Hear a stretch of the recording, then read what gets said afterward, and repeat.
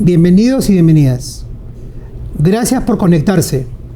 Mi nombre es Martín Asensios y hoy desde Lima, Perú, estaremos desarrollando esta mesa de diálogo denominada La Coherencia, un puente entre nuestras palabras y acciones.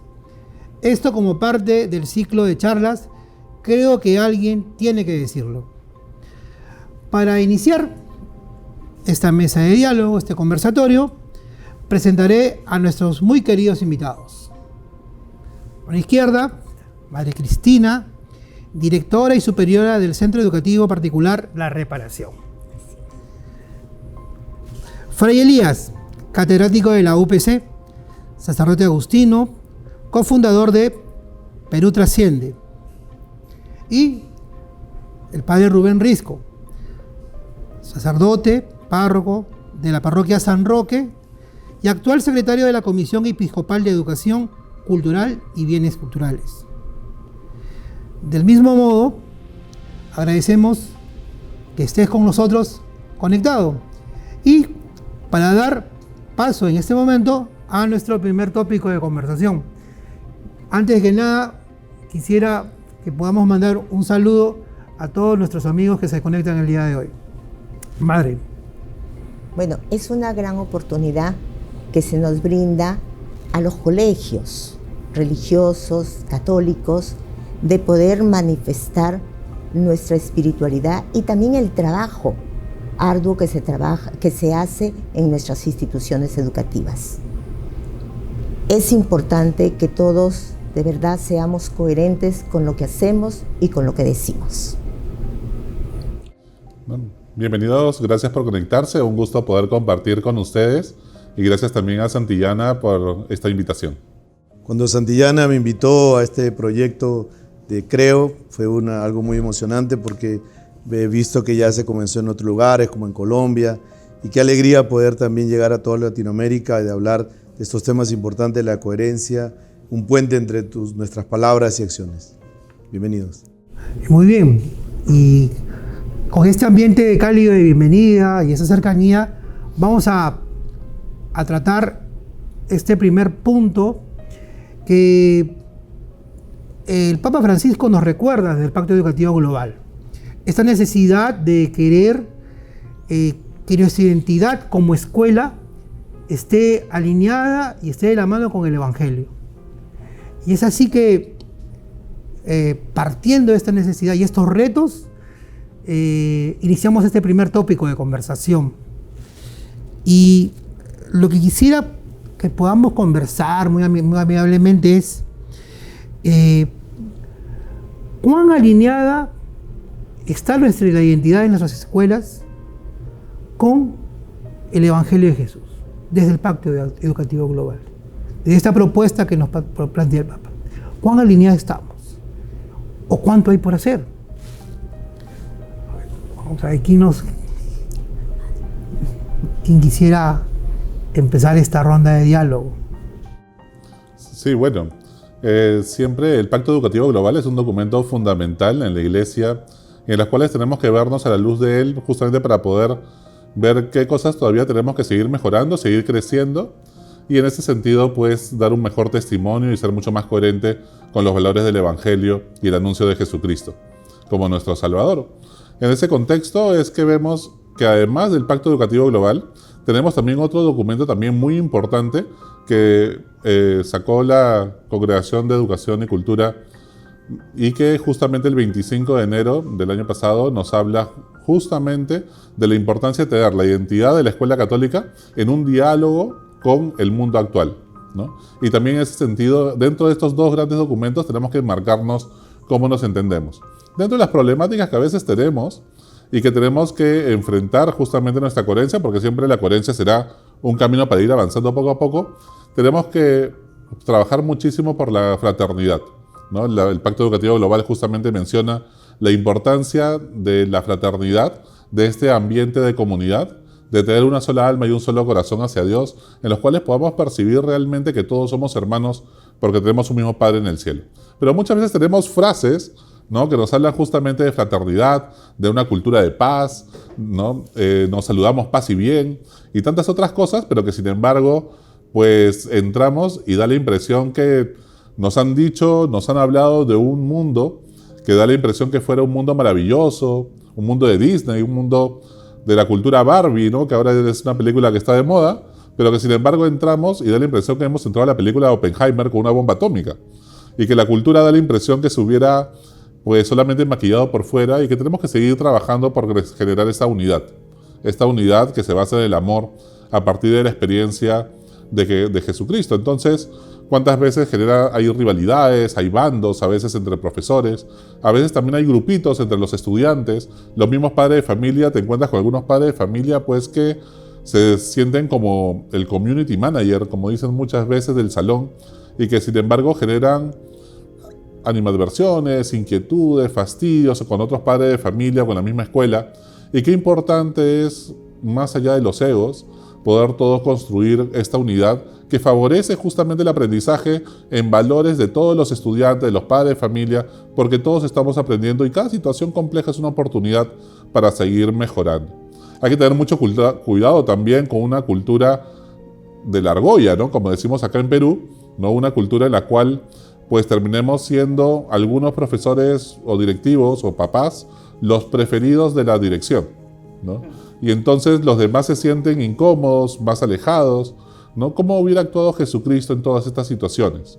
¿Cómo realmente Jesucristo se acerca a los últimos para ponerlos en el centro de la comunidad y no permitir que nadie se sienta ni alejado ni se sienta marginado, ¿no? Y justamente en ese contexto también de poner en el centro a la persona. El Pacto Educativo Global insiste muchísimo en poner en el centro a la persona. Y eso significa, pues, que los estudiantes tienen que estar en el centro, no los registros, no las notas, no la documentación, no las actividades que tenemos que hacer. ¿Cuántas veces ponemos, pues, a los mejores estudiantes que bailan marinera norteña de repente en el centro del escenario para que la actuación del Día de la Madre o fiestas patrias salga muy bien, ¿no? Pero nos olvidamos que ellos ya saben bailar marinera, que lo importante es que todos aprendamos en la escuela de Jesús y que realmente cómo poder pues sacar adelante, poner en el centro también a los demás estudiantes que quizás no bailan tan bien, pero que también es necesario poder mostrar sus cualidades y talentos de todos, ¿no? Porque como decía hace poco en la Jornada Mundial de la Juventud en Lisboa, el Papa Francisco nos invitaba a que, igual que sea una iglesia de todos, donde todos tienen que sentirse involucrados e integrados, así también la escuela católica tiene que ser una escuela de todos, donde nadie es marginado, donde nadie es pues aislado, sino que realmente se genera una sana convivencia en las cuales todos podamos crecer juntos en amor y en libertad. Sí, desde el pontificado de Papa Francisco resalta mucho el tema de la cultura del encuentro. Desde Fratelli Tutti, ¿no? Evangelii Gaudium, el Pacto Educativo Global, nos invita mucho a esta cultura de encuentro. Y la escuela, en consonancia con ese llamado, tiene que ser coherente. Coherente no solamente lo que usted mencionaba, y que quizás esto pueda ayudarnos a tópico de reflexión, sino coherente en que tiene que plasmar, ¿no? Acciones visibles, que no sean solamente denominaciones, sino que tiene que evidenciarse con actitudes prácticas. No sé si, Padre Rubén, algo usted tiene que... Bueno, es un reto la coherencia para todos nosotros. Cuando a Jesús fueron a detenerlo, los soldados lo desarmó diciendo, nadie ha hablado como él, ¿no? Y es que ha hablado con autoridad. Y otro momento cuando Jesús dice, hagan lo que ellos dicen, mas no lo que ellos hacen, porque ellos no hacen lo que dicen, ¿no? Tomando también el documento que sea Fray Elías, nos habla de la formación integral de la persona, nos habla de anunciar el mensaje de la salvación, nos habla también de generar comunidades y salir al encuentro, que el principio del Evangelio se convierte en la norma del pacto educativo. Y en cosas concretas, hablando ya de lo que me toca a mí, de la experiencia que he tenido, primero, cuando nos ha tocado asumir, en mi caso, la promotoría de un colegio, a veces priorizamos los temas económicos, los temas de la infraestructura, los temas legales, como ya habló Fray Elías, y a veces dejamos en segundo plano la formación del maestro o los valores, y en mi caso, la pastoral. Voy a entrar a un tema concreto. Hace mucho tiempo la Arquidiócesis de Lima intentó juntar a todos los colegios en una institución que se llama AIEC, ¿no? la Asociación de Instituciones Educativas Católicas, y fue un poco complejo, primero porque normalmente los colegios los fundaron los sacerdotes religiosos y después lo asumió el clero diocesano y después la arquidiócesis intentó formar esta asociación. Lo primero que se vio fue la parte pastoral, después ya la parte legal y por último la parte económica. Pero creo que con el tiempo hubo un choque entre el tema parroquial e institucional de los colegios y fue ahí cuando nuevamente se retomó después de un tiempo, en la época del cardenal Cipriani, que se tuvo que fortalecer la pastoral. ¿Por qué? Porque a veces en algunos momentos la pastoral, que es la razón de ser, porque los sacerdotes que fundaron los colegios, que comenzó en un salón chiquito, yo vengo de San Ricardo, era el salón himno, imagen de parroquia, y ahí comenzó una institución grande que es el colegio, después se fue perdiendo y ahora a veces los colegios solamente se ve de un nivel económico o de infraestructura y se olvida la razón de ser que fue la pastoral. Por eso la pastoral, cuando en el consejo directivo de esta asociación dijimos al señor cardenal que no éramos ni un apéndice ni un parte del grupo, sino éramos la razón de ser de los colegios en las parroquias, ¿no? La evangelización y la salvación, buscar la salvación de todos.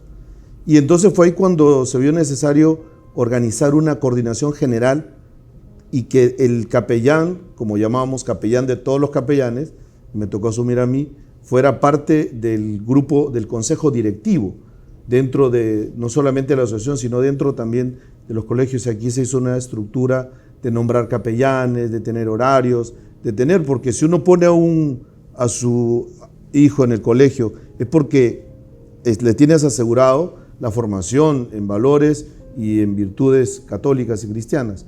Yo creo que eso fue lo que experimentamos hace algún tiempo aquí en la Arquidiócesis de Lima. Madre Cristina, desde la gran experiencia que tiene en el carisma reparador en las escuelas, ¿puede comentarnos o compartirnos algunas experiencias respecto en torno a la identidad de su escuela? Sí, lo que ha dicho el padre Elías con el padre Rubén es verdad que se tiene que trabajar muchísimo, especialmente ahora en estos momentos donde estamos viendo un cambio total, tanto en la sociedad, ¿no? Y con nuestros estudiantes, específicamente después que han venido de una pandemia donde han vivido prácticamente 2 años aislados y que nuevamente la presencialidad ha hecho ver cómo en ellos se han dado ciertos cambios, ¿no? La formación que las instituciones educativas, específicamente nuestra institución, la reparación, es que nosotros somos un colegio centenario, que llevamos una trayectoria muy conocida en nuestro medio y sobre todo se nos reconoce porque damos una educación en valores, de lo cual nos lleva de la mano a ser coherentes con lo que damos y con lo que hacemos. Entonces, una de las experiencias que nosotros hemos tenido de cómo vivir el día al día con la coherencia ha sido cuando ya hemos empezado con la presencialidad, ¿no? Y hemos visto que nuestros estudiantes han venido un poco irritables, violentos, les faltaba mucho la integración entre ellos y tal vez considero que en el año pasado era un poco más por el temor también del contagio, pero después en este año hemos visto que aún nos falta mucho trabajar la parte de fraternidad, de convivencia, de interacción entre ellos. ¿Y cuál es el caso que, bueno, me atrevo yo en este momento a compartirlo? Es que en un momento de recreo, los jóvenes de 3º y 4º de secundario tienen un espacio que le llamo la loza deportiva, donde ellos pues tienen el deporte de contacto, ¿no? El fútbol, básquet, y entonces hubo un momento de que ponemos por turnos y ingresó a otras secciones, que la sección de tercero, y le tocaba cuarto, y entonces se cogieron a golpes e insultos, ¿no? Inmediatamente intervino la coordinadora de normas y los llamó, los sentó y les dijo: ¿ustedes creen que la forma como ustedes han actuado es lo correcto? Esta es la espiritualidad reparadora que nos lleva a reparar día a día una de nuestras acciones, donde entonces queda todo el trabajo que realizamos con todos ustedes. Los sentó, los hizo reflexionar. En realidad no se les puso una papeleta, porque sí hicieron una acción grave, pero lo más importante aquí fue de que ellos no habían sido coherentes en su actuar en este momento de conflicto. Entonces, lo más importante aquí fue hacerlos reflexionar y hacer que prevalezca el valor el valor de la fraternidad, y que ellos sepan tener una convivencia sana. Pero lo que rescatamos aquí también es la intervención de los padres.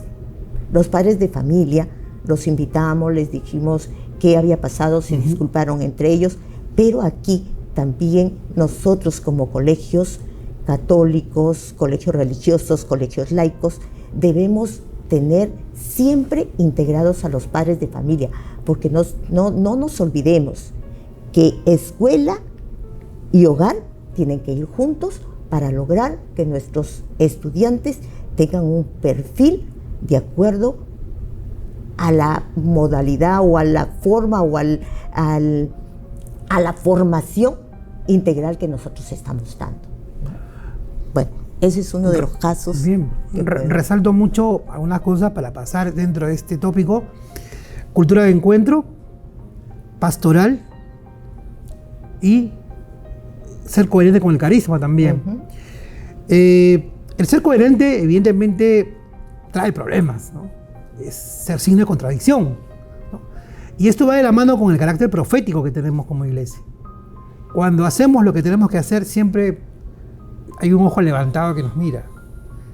Y como escuela, evidentemente, a veces nos vemos retados a hacer lo que tenemos que hacer. Y a veces somos gran signo de contradicción. En ese carácter profético de esta identidad de escuela que busca ser coherente, ¿qué experiencia podríamos comentar al respecto? ¿Qué acciones estamos tomando desde nuestro lado directivo, desde nuestro lado de influencia en el sector educativo, para que la escuela católica tenga este espíritu profético de coherencia con la verdad, con el bien y la bondad? Sí, creo que es fundamental poder trabajar con la coherencia a partir de la cultura, ¿no? Todas las personas, ¿no? Podemos ver las investigaciones que ha hecho sobre la banalidad del mal Hannah Arendt a partir de la Segunda Guerra Mundial, o el caso de Eichmann, ¿no? Jerarca nazi que había huido a Argentina y que fue uno de los autores del exterminio final de los judíos, ¿no? Y que vemos que todo el mundo esperaba encontrar un monstruo, y que al final no era un monstruo, era una persona que era un buen ciudadano, que era una persona, un buen padre de familia y demás, y decíamos, pero ¿por qué hizo tantas atrocidades en la Segunda Guerra Mundial? Y cuando todo el mundo esperaba encontrar un monstruo, ¿no? Una especie de psicópata, ¿no? Y entonces nos encontramos con que muchos de los males en el mundo no los hacen tremendos monstruos, como Hitler o Mao Zedong, por supuesto que también, sino que lo hacemos personas comunes y corrientes como tú y como yo, que somos frágiles, que somos débiles, que necesitamos de la gracia de Dios, y que sin embargo muchas veces hemos preferido mirar a otro lado y simple y llanamente anular nuestro pensamiento crítico. Y entonces es fundamental cómo desarrollamos estudiantes, personas en general en nuestra escuela, que no caigan en los mismos errores, que no sea solamente su defensa: yo solamente obedecía órdenes de Montesinos, o yo obedecía órdenes de diferentes personas que nos pueden haber inducido a la corrupción, ¿no? ¿Cuántas veces vemos en la política, en el sector económico, en la cultura, tantas cosas, pues, de falta de valores, ¿no? Y demás, y temas de corrupción o de abusos, y pues nos encontramos con mucha gente, entre comillas, buena, y que podemos caer en un buenismo en el cual formamos estudiantes que realmente estén dispuestos a luchar contra ello, a no permitir el mal a su alrededor, o solamente personas que se laven las manos y digan yo no hice nada, fue el del costado, ¿no? Yo estoy convencido que al cielo, ¿no? Y parafraseando un poco a San Agustín, al cielo no se entra con las manos limpias, sino con las manos llenas de buenas obras. No basta con decir que no nos hemos metido en nada corrupto cuando lo hemos permitido a nuestro alrededor. Entonces, en este contexto, ¿no? Ya están las investigaciones de Milgram, están las investigaciones también de Ash, que pueden ustedes ver en 1951, y que justamente ven cómo se desarrolla todo esto. ¿Esto qué implica concretamente, ¿no? Pues muchas veces nos puede suceder que en las escuelas de repente proclamamos ciertos valores, ¿no? Como la paz, la unidad, la comunidad, y de repente nos encontramos en ambientes donde permitimos el chisme, o permitimos las críticas o los rajes, y en vez de decirle, ¿sabes qué? Habla directamente con la persona y hazle una corrección fraterna, pues permitimos que esto se dé porque decimos, no, pero yo no dije nada, pero por supuesto que lo escuché y después lo exageré, ¿no?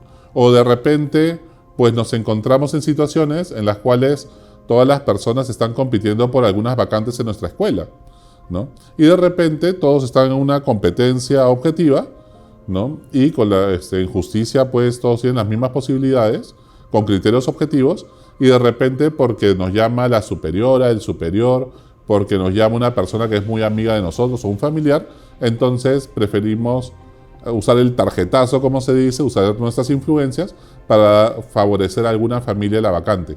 Eso es totalmente inmoral, ¿no? Y sin embargo, muchas veces nos hemos acostumbrado a ese tipo de prácticas y que tenemos que corregir en todas las escuelas, ¿no? Como también nos puede pasar muchas veces que los profesores decimos y exigimos puntualidad a los estudiantes y nosotros somos los primeros en llegar tarde a la escuela. O cuántas veces también nos pasa que de repente ya no ponemos en el centro al estudiante, sino que estamos más centrados, como decía Rubén, en el tema económico, en el tema legal o de repente en el marketing del colegio. Entonces, pues sacamos la foto solamente de los ganadores, de los que se lograron el primer puesto en tal universidad, los que lograron tal campeonato deportivo, ¿no? Y los demás ni siquiera usan las canchas deportivas o las losas deportivas, como decía la madre Cristina, porque simple y llanamente pues solamente las ven, por más que todos pagan la misma pensión, ¿no? Entonces, ¿cuántas cosas tenemos que nosotros revisar constantemente para realmente ser mucho más coherentes? Y hay que revisar la cultura. ¿Qué cultura estamos generando? ¿Realmente nuestro liderazgo es un liderazgo de servicio, ¿no? Como lo hacía Jesús, capaz de lavar los pies a los discípulos? ¿O también nos acostumbramos rápidamente a que nosotros seamos los primeros en ser servidos? Y de repente hay el día del maestro, ¿no? Y primero que se sirvan el equipo directivo, los religiosos y las religiosas, ¿no? Y entonces, y todo hasta el último de mantenimiento, o la última practicante, cuando ellos deberían ser los primeros en servirse y nosotros los últimos. Cuando tenemos que hacer cosas, ¿hacemos también nuestra cola o tenemos preferencias? Lo que más odian los adolescentes, ¿no? Y lo que más genera anticuerpos es cuando nos ven que no somos coherentes con la pobreza evangélica, cuando nos ven con cosas más lujosas que el resto, cuando nos ven un carro último modelo, cuando nos ven a los religiosos con cosas que no son apropiadas. Segundo lugar, lo otro que los escandaliza muchísimo es cuando ven que somos hipócritas. O sea, cuando estamos diciendo ciertos valores y no pedimos perdón y disculpas cuando también nosotros nos equivocamos. Y lo tercero es cuando, pues, de repente la forma en que nosotros, los equipos pastorales y demás, no generamos un apego sano, un sano vínculo con los estudiantes, sino que comenzamos a tener formas de afecto, de dependencia emocional, que al final dejan mucho que decir con realmente expresar que el Evangelio es gratuito, es gratis lo que ofrecemos del Evangelio, y no buscando otros intereses para tapar nuestras carencias afectivas. Muy bien, yo quiero trasladar un poco la experiencia que he tenido durante 4 años en la Oficina Nacional de Educación Católica, que ya concluí hace 1 año y medio casi. Agradecer también a Monseñor Robert Prevost, que estuvo ahí al frente de la comisión. Y primero vemos que el Perú tiene el concordato Iglesia-Estado, ¿no? En el tema de los profesores de religión. Tenemos más de 10.000 profesores de religión pagados por el Estado, y que yo creo que es el último tabla de salvación que tienen muchos colegios nacionales para instruir en valores, en virtudes, en el tema de la religión, en el tema de la espiritualidad, la trascendencia, cosa que no se ve en ningún otro país. Algunos sí lo tienen. Entonces, yo creo que una experiencia es que es verdad que la iglesia ahora tiene temas mediáticos, pero se olvida de lo vital. En el caso de la conferencia, siempre lo decía como señor Robert, el tema educativo no es prioridad en muchas comisiones de la conferencia episcopal, cosa que en el caso cuando yo tenía que ir al Ministerio de Educación, parecía que íbamos a rogar un tema que es parte de un tratado, que es nuestro derecho. Y recuerdo que una vez teníamos que ir a ver un currículo y el que había hecho el currículo era una persona que no creía en Dios, no era creyente. Era de una universidad muy, muy famosa, pero digo, pero esto no lo han hecho, no lo hemos hecho nosotros. Nosotros es como que si el que va a hacer el currículo de matemáticas no fuera un profesor de matemáticas, sino fuera de otra área.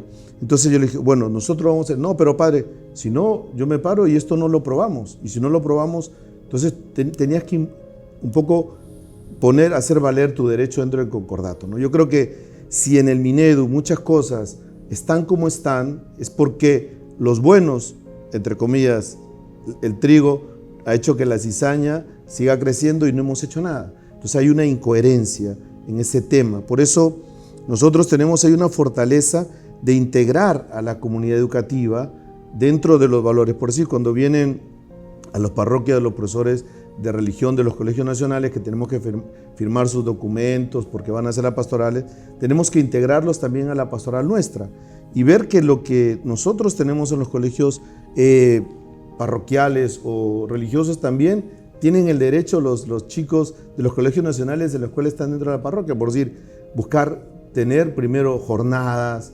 retiros, que también se realicen los sacramentos, buscar todo eso. O sea, lo que yo aprendí y viví en el colegio parroquial, también que ellos lo vivan dentro de colegios nacionales, ¿no?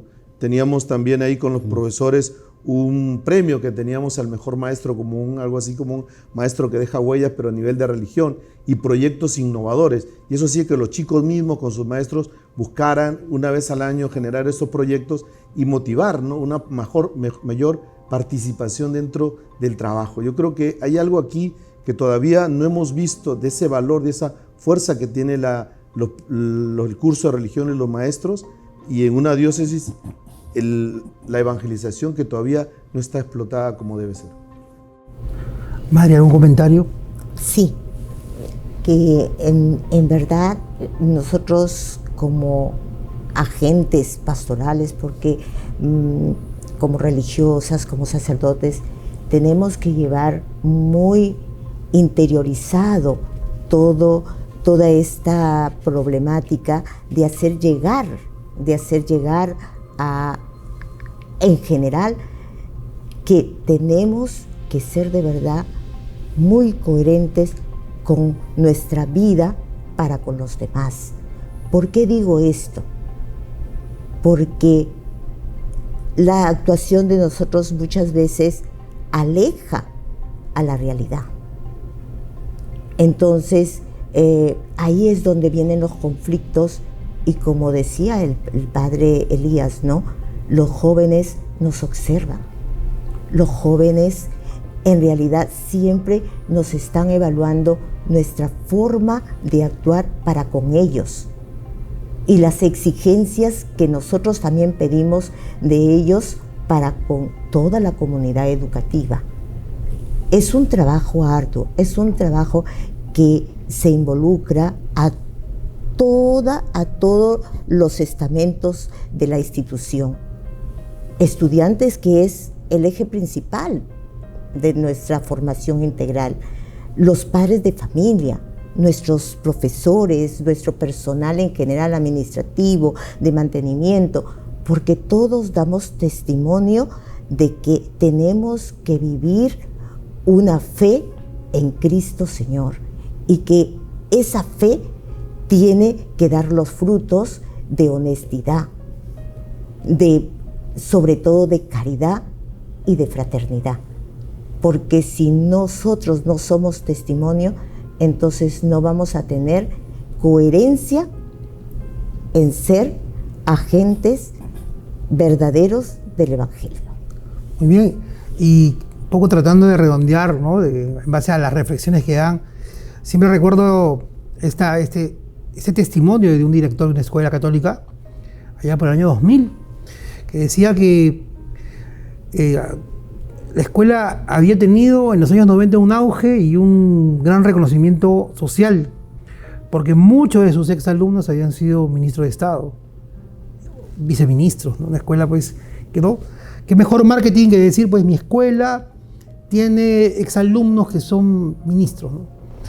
Pero de pronto, acababa el régimen, procesados por corrupción, con temas pendientes con la justicia. Y me decía que esta situación llevó a un replantear y volver a la fuente propia de la naturaleza de la escuela católica. Y darse cuenta pues que un poco en el tema que estamos hablando, no solamente formamos mentes, no solamente impartimos conocimientos, sino dentro de lo que es nuestra experiencia, buscamos formar personas. Como consultor Santillana, trabajo con muchas escuelas católicas y trato con papás. Y muchos cuando comentan el por qué escogen la escuela católica, todas dicen valores, formación, pero todas específicamente dicen fe, por la fe que se imparte. Y creo que ahí un poco viene el diferencial de coherencia. No cayendo en el buenismo, ¿no? Sino buscando además la trascendencia, que es un poco lo que hemos hablado ahora, ¿no? La identidad propia de la escuela, como hemos conversado creo yo, se ciñe un poco en esta coherencia propia que da la fe, que tanto en el sector privado, en las escuelas particulares, parroquiales, como en el sector público, que en este caso en nuestro país, desde el Concordato es todavía una bendición y algo por lo cual tenemos que buscar luchar, ¿no? En calidad para poder seguir teniendo esa bendición. Es un reto y un llamado a nuestras escuelas para poder de una u otra manera ser coherentes con lo que nos pide el Evangelio, con lo que nos pide Jesús. Que como decía muy bien el padre Fray Elías, decía, y lo ha dicho el Papa también, ¿no? Hace poco, es que Dios y Jesús es lo único que no se cobra. Lo único gratuito que no se cobra. Es el único amor que tiene, que nadie te lo va a pedir, nadie te lo va a cobrar. Bien, continuando con esta mesa de diálogo, este conversatorio, y ya buscando aterrizar nuestras ideas, que evidentemente nacen de la experiencia de los proyectos que hemos realizado. Vamos a compartir de pronto algunos de esos proyectos que en el aspecto de formación que hemos planteado en las escuelas con los estudiantes, con los muchachos, ¿no? Buscando que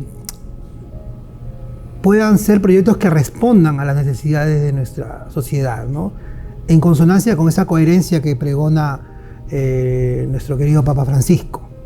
Muy bien, seguimos en el orden o ¿no? ¿Cómo empezamos? A ver. Bueno, empiezo. Madre Cristina, play honor. Miren, nuestro colegio, con el equipo, específicamente el equipo de pastoral, fue que planteó en un proyecto de solidaridad llamado Corazón Reparador. Este proyecto nació como una respuesta a un problema que se inició después de la pandemia, ¿no? Que era la fraternidad y la convivencia entre los estudiantes y docentes, ¿no? Este proyecto lo que buscaba era el beneficio, los beneficios social que se va a hacer para con los demás, ¿no? Porque visitábamos orfanatorios, hogares de ancianos, después los hogares de acogida que tienen las religiosas de Madre Teresa de Calcuta, en fin, también recolectábamos alimentos, ropa para las personas necesitadas, pero en realidad nosotros no nos queríamos quedar solo en cubrir una necesidad o que los chicos buscaran la parte material, sino que lo que buscábamos que los chicos se solidarizaran con los beneficiarios, ¿no? Que llegaran a la persona que necesita, pero que tuvieran ese contacto para que nazca en ellos esa empatía, nazca esa ayuda con los demás, pero que de verdad sea de corazón, que su fe en el hermano que sufre se vea, ¿no? Eso era el proyecto, y que también este proyecto nos sirvió porque esos roces que tenían con una sección, con otra, se fueron limando, porque también nos ayudaron todo, porque nosotros en el colegio, en cada una de nuestras secciones, formamos un representante de pastoral. Entonces, estos chicos también fueron efectos multiplicadores para que se fueran integrando, y al integrarse ya formábamos el gran grupo de Corazón Reparador.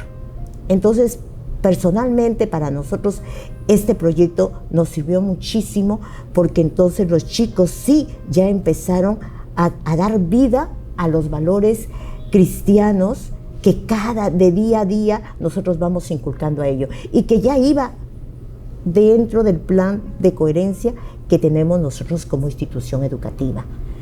Ha sido un trabajo muy difícil, ha sido un trabajo que de verdad era atraer al estudiante, pero el resultado final es que no solamente hemos logrado la integración de nuestros estudiantes, sino que también de todo el personal docente y administrativo y de mantenimiento.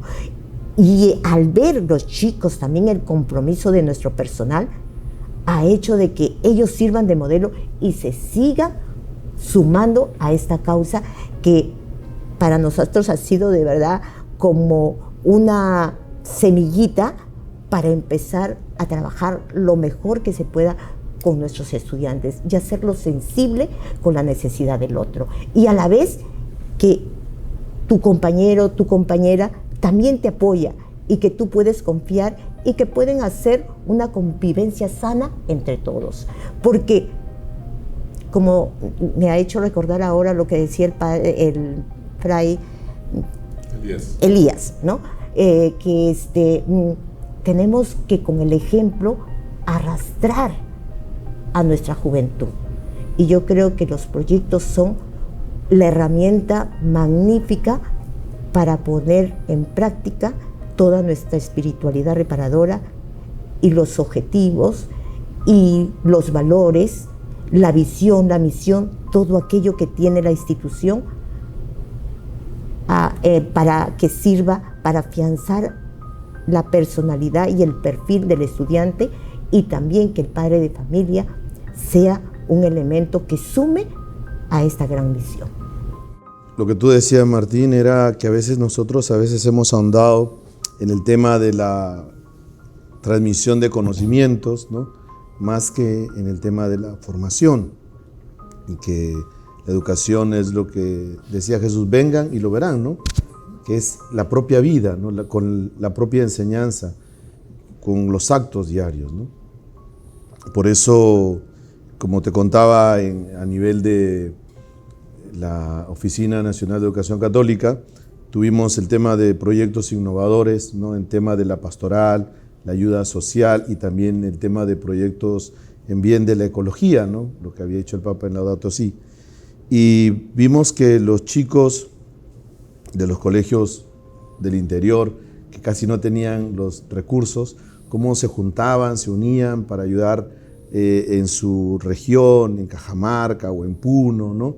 Y presentaban y unían no solamente a los chicos de su colegio, sino a toda la comunidad, ¿no? Y en algunos lugares el profesor de religión, no solamente el profesor de religión, es el catequista, es un poco más es el alcalde del pueblo y todo. O sea, cómo esto generaba esta unidad y cómo generaba también ese liderazgo que lo tenían propio en la comunidad. Por eso, qué importante es esto del testimonio y de promover. Y recuerdo que lo traíamos al profesor, traíamos a los chicos, presentaban sus proyectos, se animaban, y a veces buscamos alguna institución para que lo pueda sostener estos proyectos.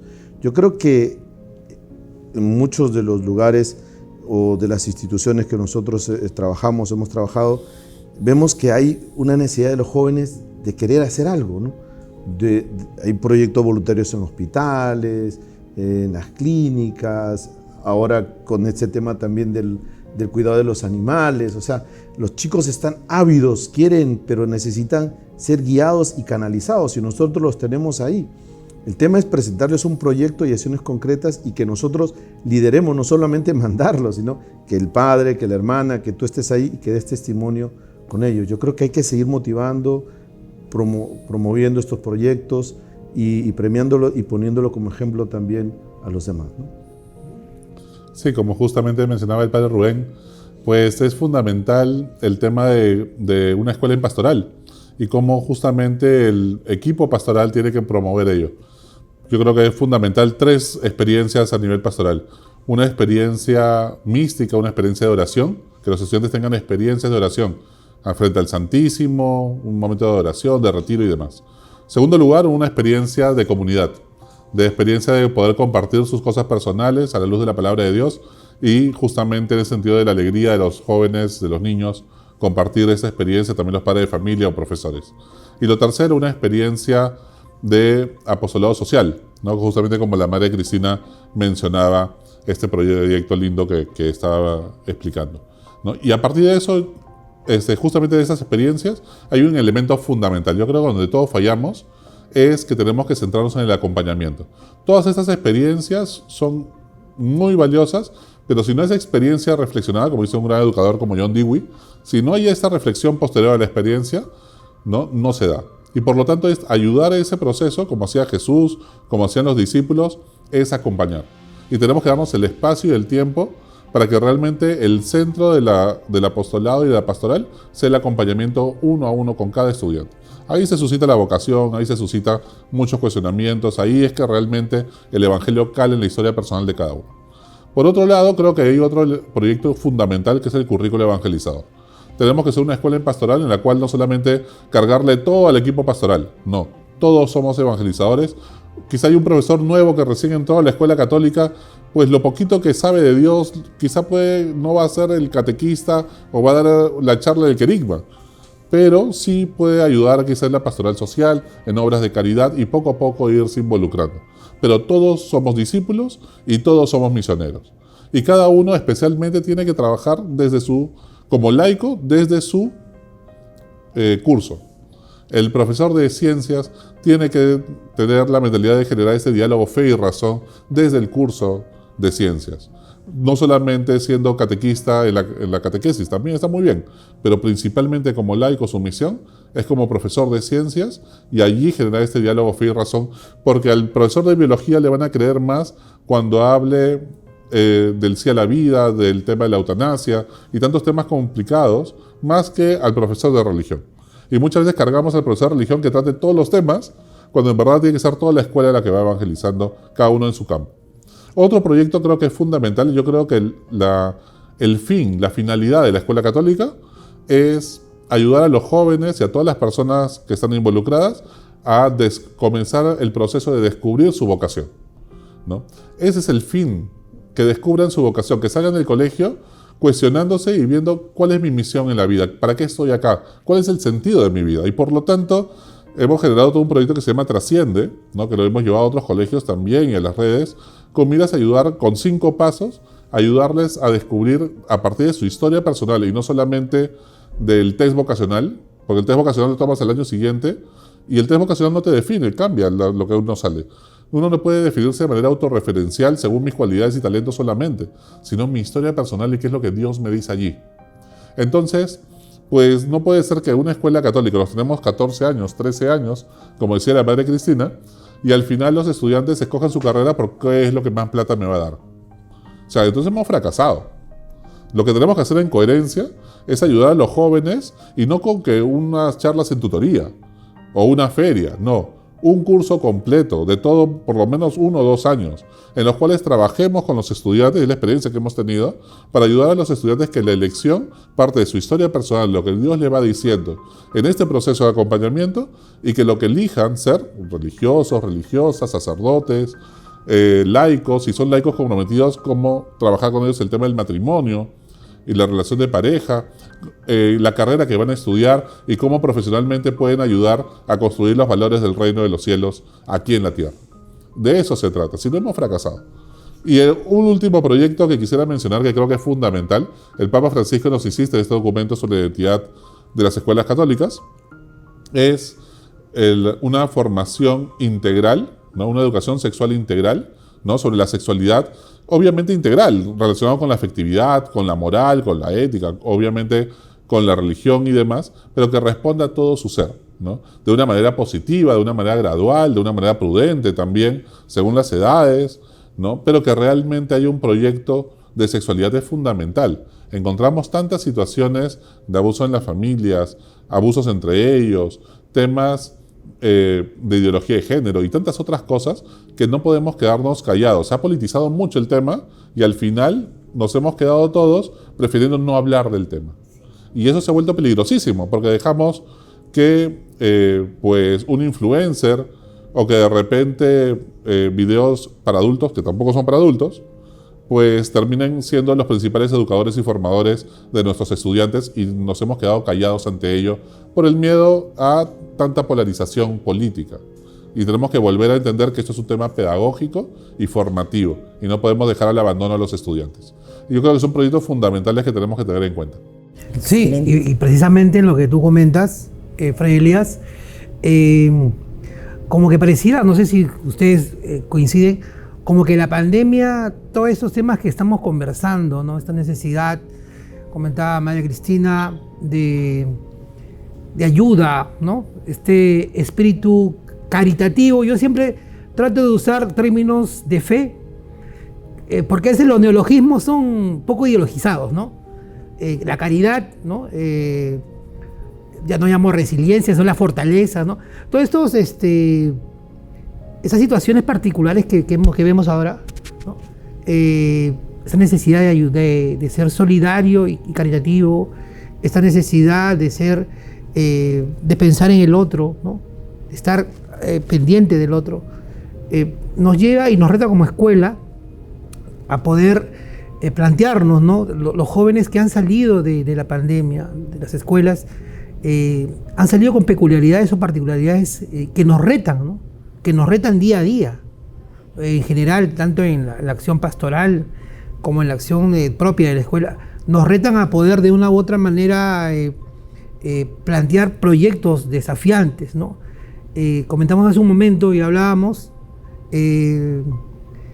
pensábamos, y yo todavía aún creo, que la pandemia es un caldo de cultivo propicio para poder suscitar quiebres espirituales necesarios, ¿no? Porque a veces los jóvenes pareciera como que hubiesen salido pues de una cárcel y están ahorita viviendo pues ¿no? esa salida al mundo, pues, de haber estado enclaustrados, ¿no? Pero de pronto ya pasa la vorágine y va a llegar un poco la resaca, la calma, y de pronto empieza la cuestión, y esperemos que sea así. Y la escuela juega un rol importante en la formación, creo, considero yo, de estos, de los muchachos que a veces tanto necesitan, tanto buscan. Y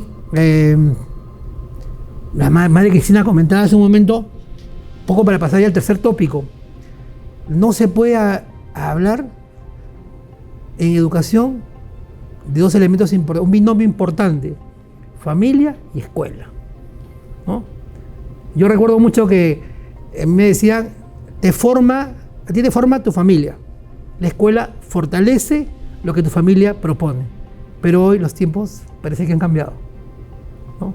Y la escuela se siente retada también a brindar esa extensión, esa ayuda a la familia en su rol importante en nuestra sociedad. Y partiendo de eso, vamos a dar paso a este tercer tópico de conversación, ¿no? ¿Qué hacemos como escuela con las familias? ¿Cómo vemos a estas familias en la actualidad? ¿Qué estamos haciendo con las familias? Madre.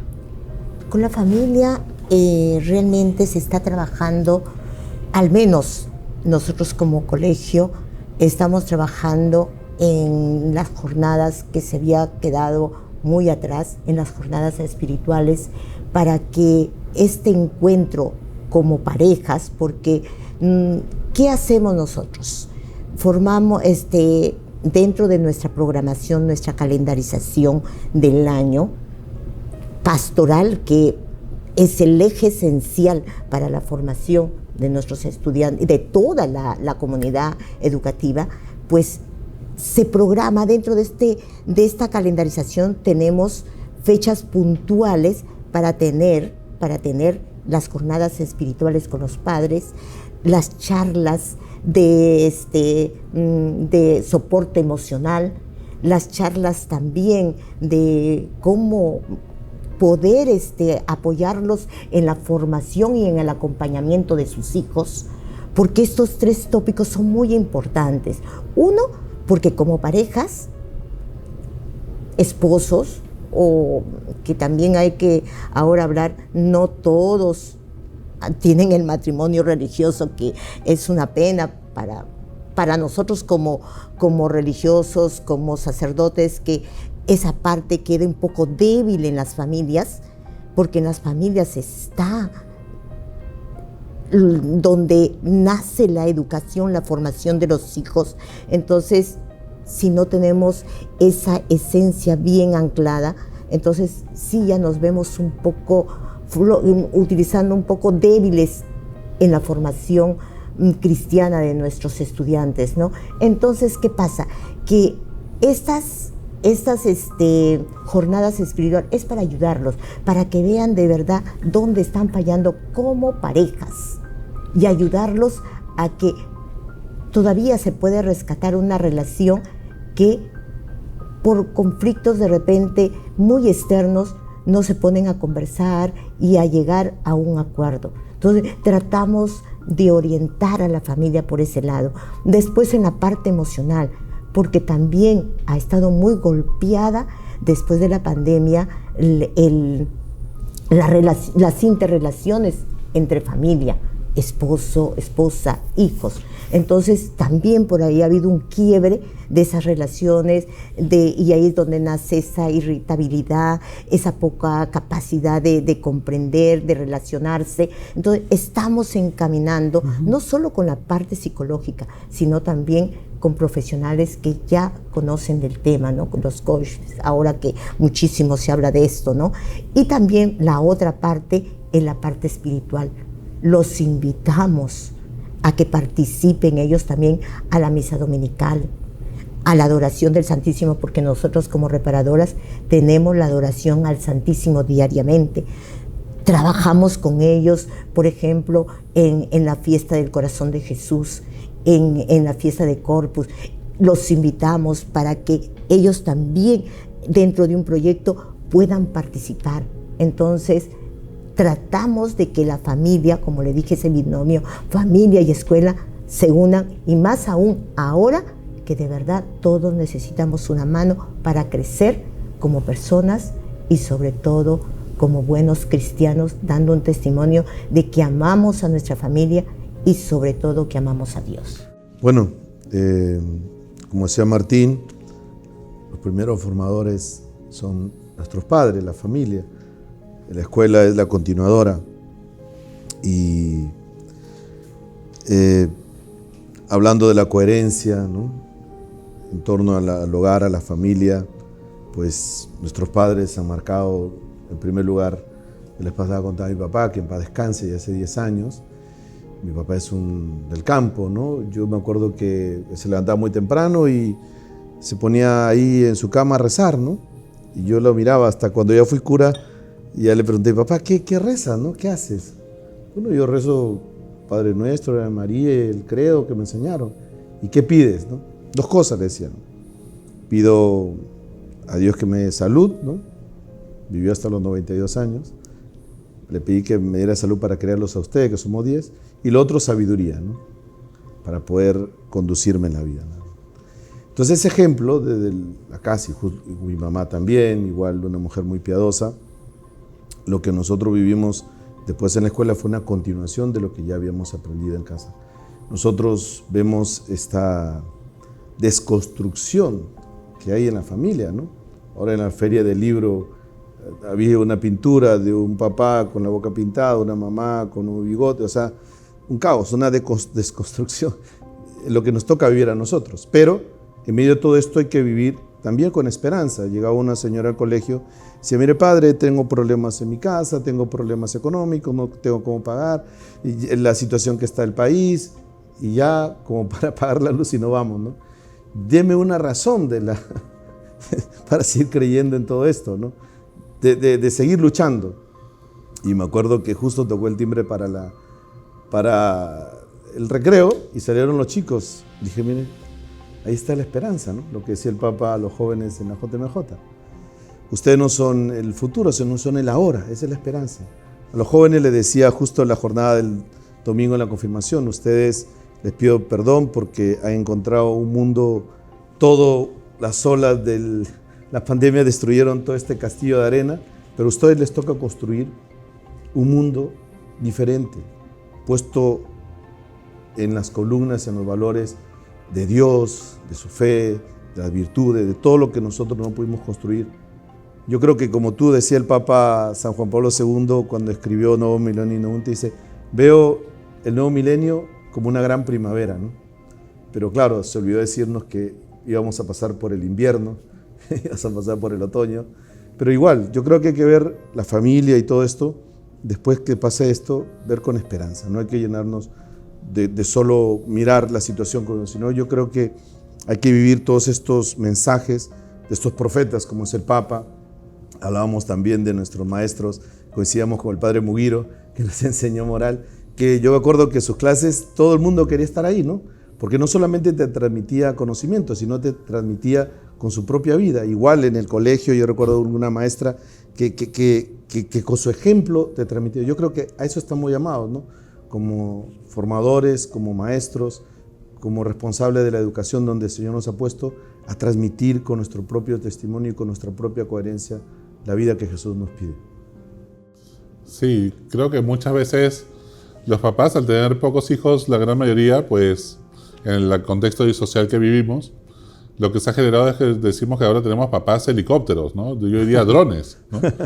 Porque de repente, pues los papás viven sobreprotegiendo mucho a sus hijos, viven pendientes de ellos, pero al mismo tiempo son muy permisivos. Entonces les permiten todo, cuando quieres corregir en el colegio, ¿no? Y poner límites para justamente formar a una persona, que también es necesario, los sobreprotegen y casi se vuelven sus cómplices, ¿no? Y esto está generando muchas dificultades, ¿no? Yo creo que formar a los padres de familia en una escuela católica ya no es un complemento, no es un extracurricular, no son unos talleres de padres como un añadido a la oferta educativa que hacemos, sino que es algo nuclear. O sea, realmente se ha vuelto un elemento esencial. No podemos trabajar divorciados escuela y familia. Y tiene que ser desde el comienzo. Yo creo que desde la visita de admisión, ¿no? Uno tiene que ser muy claro con los papás en decirles, ¿sabes qué? Nosotros somos una escuela con identidad católica y esto implica que tú vas a estar toda tu vida aquí en el colegio. Los mejores amigos de tus hijos para toda la vida van a estar aquí, ¿no? Por lo tanto, los papás con los cuales más amistad tengas y que vas a parar con ellos van a estar aquí, ¿no? No solamente tu hijo, sino ustedes van a conocer a sus mejores amigos con otras familias y generar círculos, ¿no? En los cuales se conozcan, tengan familiaridad, compartan ciertos valores que el colegio les propone y se creen estos espacios como de burbujas, por así decirlo, permeables obviamente, no es una secta, pero sí se ayuden entre ellos a vivir ciertos valores contra viento y marea, ser signo de contradicción y ir contracorriente en un mundo que presenta muchos antivalores. Muchos papás creen que la escuela católica, entonces ahí no les va a pasar nada a mis hijos, ¿no? Va a ser un sitio maravilloso, protegido, cuidado, y cualquier cosa que pase, se decepcionan sus expectativas y vienen con la carta notarial a querer ponernos un juicio, ¿no?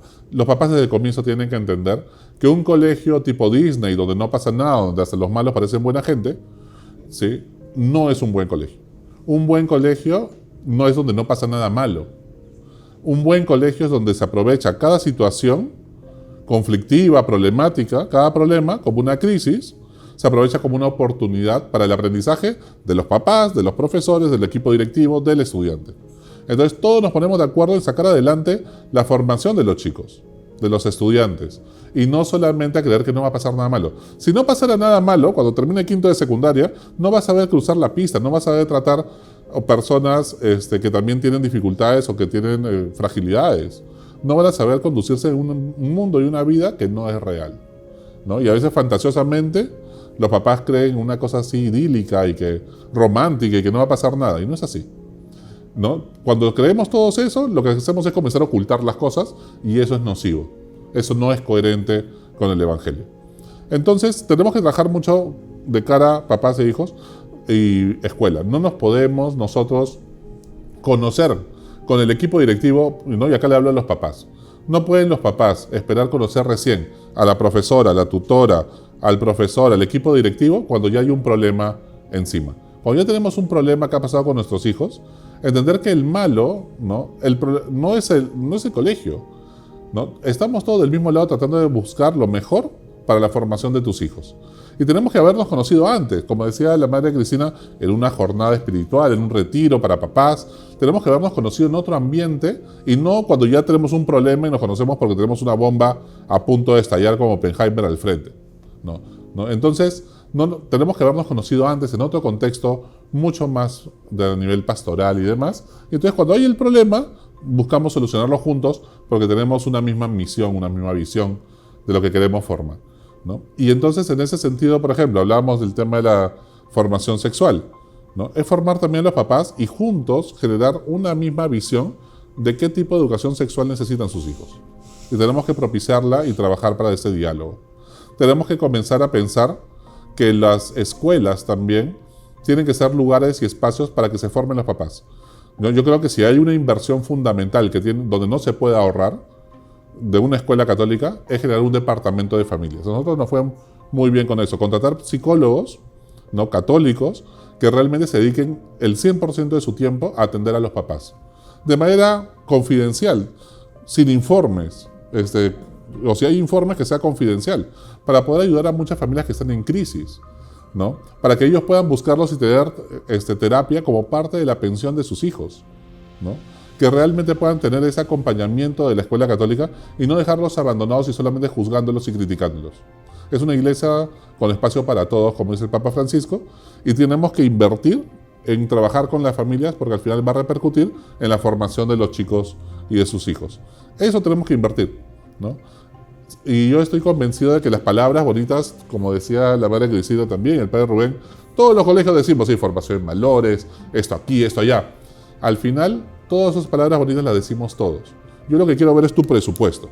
¿Cuánto porcentaje del presupuesto se gasta en pastoral? Lo demás son palabras que se lleva el viento. ¿Cuánto porcentaje se está llevando en la parte académica, la parte formativa? ¿Y cuánto en la parte pastoral? Como decía Rubén. Porque si no, todo lo demás, mira, palabras bonitas, ya he escuchado mucho y todos seguimos haciendo un poco más de lo mismo. Muy bien. Vamos a concluyendo, ¿no? Me resuena mucho el tema de lo que los reparadores hacen en el tema del Santísimo, ¿no? El tema espiritual. El diferencial que tú mencionas de la fe. Los valores se suponen, ¿no? Nadie supone que va a enviar a un hijo a una escuela donde le van a enseñar antivalores, ¿no? O a ser un malhechor, ¿no? Me resuena mucho lo que dices también respecto al tema de los departamentos de familia, ¿no? Hoy todo el mundo busca ayuda, consejo, ¿no? A veces en estas pugnas familiares buscan un tercero que medie, ¿no? Una palabra sabia, que oriente, ¿no? Porque todos quieren tener la razón. Y en consonancia con la coherencia de lo que estamos hablando, ¿no? El día de hoy en esta mesa de diálogo, ¿no? Y buscando que esta coherencia sea un puente entre nuestras palabras y acciones, ¿cuánto o cuán necesario es volver a nuestras fuentes, ¿no? Volver a entender que el Evangelio es nuestra identidad, que nuestros carismas particularizan esa identidad, que por encima de todo, dentro de esta vocación de escuela, estamos al servicio, como muy bien mencionabas, a un servicio de rodillas, como bien mencionabas, un servicio de acción, como bien mencionabas. Qué importante es todo eso. Y quisiera pues que podamos salir como en las escuelas con una metacognición que hemos logrado de esta conversación, que hemos aprendido en este compartir experiencias tan maravilloso que hemos tenido el día de hoy, ¿no?